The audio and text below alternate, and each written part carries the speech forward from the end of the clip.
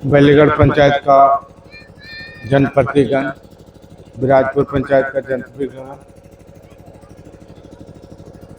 हमारे देश के सेवा करके रिटायर हुए अमरजीत भाई जी,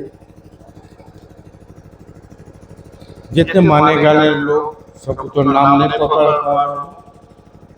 इस सब की ओर से श्यामदेव सिंह को बधाई देना चाहता हूं कि ये निर्माण में अहम भूमिका उन्होंने निभाया है।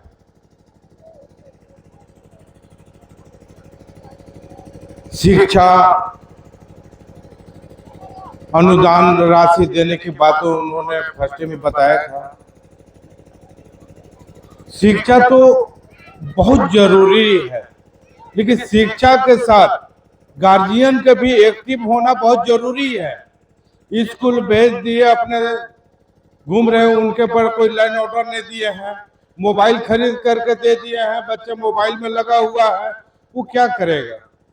हम लोग भी पढ़ते थे, सराइडी पैदल जाते थे, वो सुविधा नहीं था, सुबह खा के जाते थे और शाम के घर में ही आके खाते थे। आज स्कूल में खाना भी मिल रहा है, साइकिल मिल रहा है, स्टाइपेंड मिल रहा है, और क्या बोलते हैं, कॉपी किताब सब मिलता था। हम लोग वो गरीबी से पढ़ करके हम लोग पढ़ भी नहीं पाए, यहाँ तक पहुंचे हैं।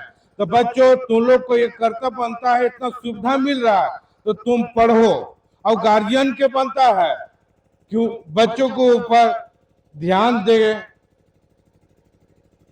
अगर आप ध्यान नहीं देते हैं तो आपका बच्चा नहीं पढ़ पाएगा, कितना हूं आप व्यवस्था दे दीजिए। आज के डेट में गार्जियन को मैं खास करके एक बात कहना चाहता हूं, ये जनप्रतिनिधि को मैं कहना चाहता हूं, जो स्कूल गांव में है, जो रेगुलर टीचर है। कभी कभी हम स्कूल में जाते हैं तो क्या बोलते हैं कि मीटिंग में मास्टर साहब गए हैं, पैरा टीचर है तो आराम फरमा रहे हैं। मैं सबों को ने, बहुत सारे ऐसा स्कूल है कि वो मास्टर अभी नेता बन गए हैं। हम लोग नेतागिरी क्या करेंगे, अभी के डेट में मास्टर बहुत बड़ा नेता बन गया है।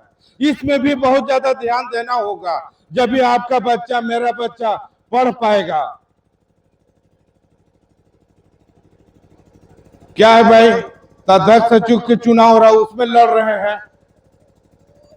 अरे उसको गार्जियन है तो स्कूल में आप लाइन ऑर्डर रखिए, पूरे गांव का कर्तव्य बनता है। ये नहीं मीटिंग कर दिए, समझा दिए, वैसा नहीं होगा।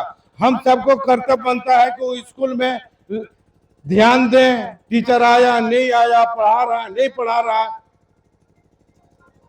तो इसमें बहुत जरूरी है। अभी हमारे मिलिट्री साहब बोले, बहुत अच्छी बात बोले थे, वो बहुत अच्छा बात बोले, उनका भाषण उनको बहुत अच्छा लगा।